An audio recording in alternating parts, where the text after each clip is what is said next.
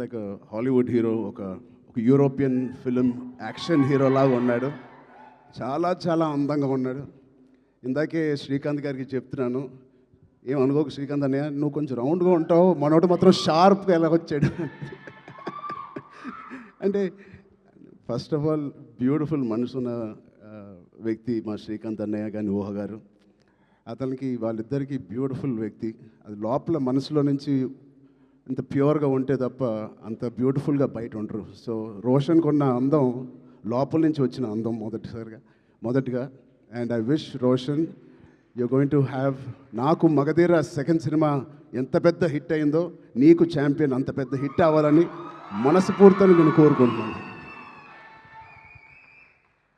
ఇప్పుడే చెప్తున్నాడు అన్న, నాకు 3.5 years పట్టింది, బహుశా 1.5 year నుంచి షూటింగ్ అని.